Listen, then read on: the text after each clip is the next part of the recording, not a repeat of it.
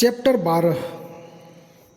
रविकांत ने मनोज से कहा, मनोज, तुम 3 दिन से बाहर भटक रहे थे। तुम्हें एक बार अपनी परेशानी मुझे बताना तो चाहिए थी। मनोज उसकी बात सुनकर भावुक हो गया। उसने कहा, ये तो जीवन के अनुभव है जो मुझे मजबूत बनाते हैं। इसमें परेशानी कैसी? कितने ही लोग रात को खुली छत के नीचे सोते हैं, कितने ही भूखे पेट सोते हैं। इन 3 दिनों में मैं उस गरीब और दुखी वर्ग के नज़दीक पहुंचा हूं, जिसे मार्क्स ने सर्वहारा की संज्ञा दी है। हमें अपनी निष्ठा इसी सर्वहारा वर्ग के पक्ष में रखनी चाहिए। समाज के सबसे निचले तबके के साथ जुड़ने का यह अनुभव मेरी ताकत है। उसने अपने पिछले 3 दिन के अनुभव का मेल प्रिंसिपल सर द्वारा दिए मार्क्सवाद के लेक्चर से कर दिया। अगले 2 दिन मनोज रविकांत के कमरे पर ही बना रहा। रविकांत के एक गुरुजी तिवारी सर नया बाजार में कमरा लेकर रहते थे।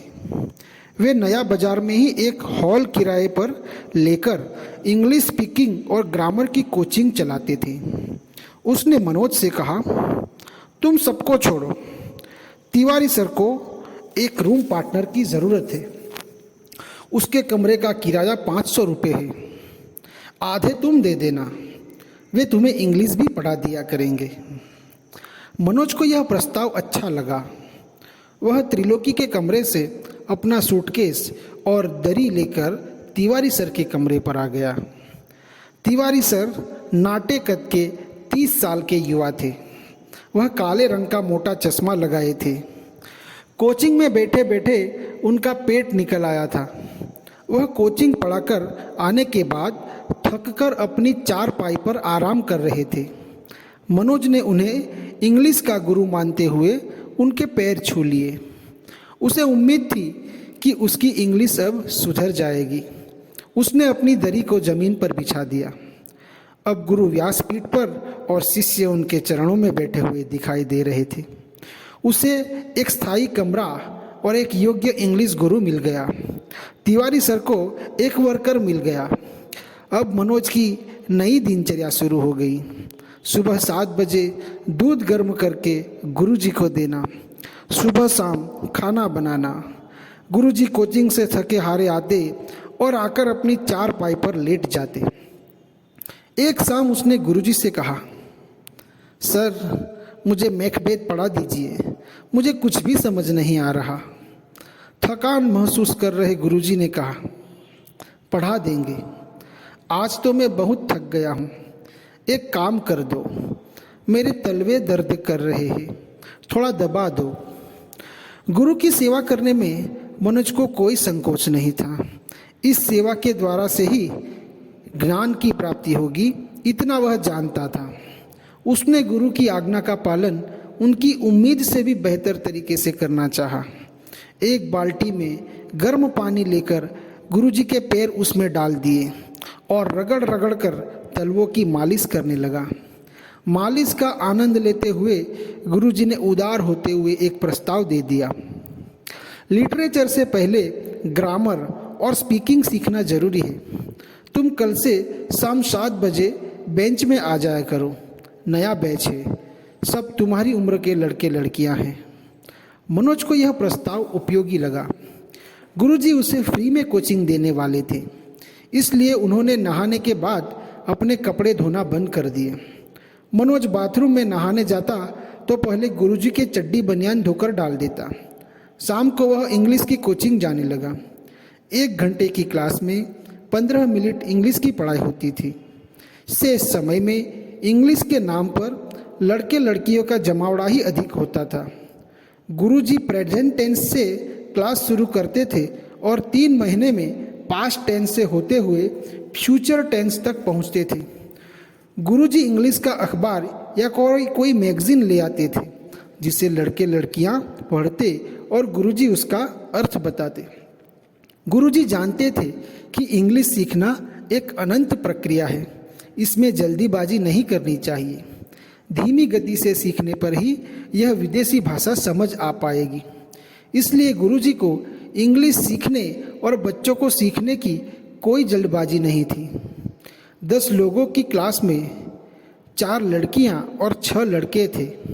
मनोज को क्लास में आते महीना भर हो गया, लेकिन वह अब तक प्रेजेंट टेंस भी ठीक से सीख नहीं पाया था। He goes, he go, he is going के प्रयोग में वह कोई बंधन नहीं मानता था। कुछ लड़के गुरुजी के यहाँ साल भर पढ़ते, पर उपलब्धि के नाम पर एक अद्ध प्रेमिका के अतिरिक्त उनके हाथ में कुछ नहीं आता था। कुछ प्रेमिकाओं को प्रेमी भी मिल जाते थे, अर्थात गुरुजी यहाँ संस्थान एक प्रेम केंद्र के रूप में अधिक विकसित हो गया था। एमएलबी कॉलेज में लड़कियाँ नहीं पढ़ती थी और केआरजी कॉलेज में लड़के नहीं पढ़ते थे, इसलिए प्रेम के लिए लालायित लड़के लड़कियां कहाँ जाते। गुरुजी ने अपना कोचिंग सेंटर खोलकर इस दिशा में महान काम किया था। चूँकि कोचिंग में सारा इन्वेस्टमेंट गुरुजी ने ही किया था, इसलिए प्रेम करने का पहला अधिकार गुरुजी अपना ही मानते थे। प्रत्येक वर्ष गुरुजी औसतन 2 या 3 प्यार करते थे। एक दिन एक लड़की ने गुरुजी से कहा, सर आज मोना का बर्थडे है। मोना केआरजी को गर्ल्स कॉलेज से बीएससी कर रही थी। पुराने बेंच बिना इंग्लिश सीखने अपना 1 वर्ष पूरा कर चुके थे। उन बेंचों में पनपने वाले गुरुजी के पिछले प्रेम भी शादी कर अपनी ससुराल जा चुकी थी, इसलिए गुरुजी को मोना से प्रेम करने की ज़रूरत महसूस हो रही थी। पर मोना गुरुजी पर ध्यान नहीं देती थी। लेकिन गुरुजी पुराने खिलाड़ी थे।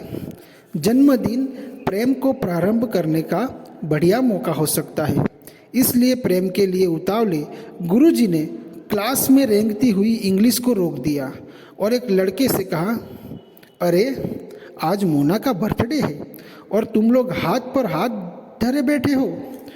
गुरुजी ने एक लड़के को एसएस कचौड़ी वाले के यहाँ सबके लिए जलेबी और कचौड़ी लाने के लिए भेज दिया। इन दिनों में मोना ने मनोज को देखना शुरू कर दिया था। उसका सीधापन मोना को भाने लगा था। मोना कॉपी, पेन, मैगजीन की अदला बदली के नाम पर उससे बात करने के बहाने ढूंढने लगी थी।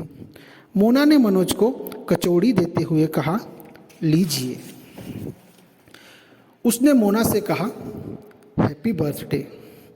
मोना ने मुस्कुराकर जवाब दिया, थैंक्स। मोना को लगा कि मनोज के हैप्पी बर्थडे कहने से उसका बर्थडे सचमुच हैप्पी हो गया है। गुरुजी के इन्वेस्टमेंट का प्रॉफिट मनोज के अकाउंट में जा रहा था। गुरुजी बिजनेस में इस तरह के लॉस पहले भी देख चुके थे। मनोज और मोना के रास्ते अलग दिशा में थे, लेकिन एक दिन क्लास के बाद दोनों ने साथ चलने की हिम्मत की। मनोज मोना से बात करने के लिए बातचीत का कोई सिरा ढूंढ रहा था। उसने मोना से साधारण सा प्रश्न पूछा, तुम बीएससी के बाद क्या करोगी? पीएससी की तैयारी करोगी क्या? नहीं, मैं तो शादी करूंगी। मोना ने मनोज की उम्मीद से उल्टा जवाब दिया। कुछ देर दोनों चुपचाप चलते रहे। मोना का घर जिस दिशा में था वह मोड़ आ गया था। मोना अपने घर जाने के लिए गली में मुड़ गई। मनोज वहीं खड़ा मोना को तब तक देखता रहा जब तक वह उसकी आंखों से ओझल नहीं हो गई। एक दिन एक लड़के ने कोचिंग में कहा कि कल मनोज का बर्थडे है, कल मनोज पार्टी देगा। क्लास का यह नियम बन गया था कि जिसका बर्थडे होता वह समोसा जलेबी की पार्टी क्लास में देता, लेकिन मनोज के पास पैसे नहीं थे। उसने कहा, मैं कल पार्टी नहीं दे पाऊंगा क्योंकि मेरे पास पार्टी में खर्च करने के लिए पैसे नहीं हैं। मनोज को अपना सच कहने में कोई संकोच महसूस नहीं हुआ। अगले दिन पार्टी के अभाव में किसी ने उसे हैप्पी बर्थडे नहीं बोला, लेकिन हिम्मती मोना समोसे और जलेबी ले आई थी। मोना द्वारा की गई मनोज की यह विशेष चिंता गुरुजी को अखर गई। वह ईर्ष्या से जलने लगे। उन्हें मनोज पर क्रोध आने लगा। क्लास के बाद मोना ने मनोज को एक ग्रीटिंग कार्ड दिया। ग्रीटिंग में लाल रंग का दिल बना हुआ था, जिस पर मोना की सुंदर राइटिंग में लिखा था, हैप्पी बर्थडे मन। मोना ने मनोज का पूरा नाम ग्रीटिंग कार्ड पर न लिखकर एक अलग नाम लिख दिया था, जिस नाम से इस पूरी दुनिया में उसे कोई नहीं पुकारता था। मोना ही गुनगुनाती रहती थी यह नाम अपने मन में। रात को तिवारी सर कमरे पर आए। मनोज कुर्सी पर बैठा पढ़ रहा था। मोना का ग्रीटिंग कार्ड वहीं टेबल पर रखा हुआ था। कई महीने से वह तिवारी सर की सेवा कर रहा था, लेकिन आज तिवारी सर की ईर्ष्या चरम पर थी। उन्होंने क्रोध में जलते हुए मनोज से उल्टा सीधा कहना शुरू कर दिया। जब इससे भी उनका मन नहीं भरा तो उन्होंने मनोज के हीटर और मटके में लात मार दी। हीटर और मटका टूट गया। तिवारी ने गुस्से में मोना द्वारा मनोज को दिया ग्रीटिंग कार्ड भी फाड़कर फेंक दिया और उसे कमरा खाली करने का अल्टीमेटम दे दिया। मनोज की आंखों से आंसू बहने लगे। वह दुखी मन से अपना सामान समेटने लगा। अपना सामान उठाकर जैसे ही वह कमरे से बाहर निकला, तिवारी ने धड़ाम से दरवाज़ा बंद कर दिया।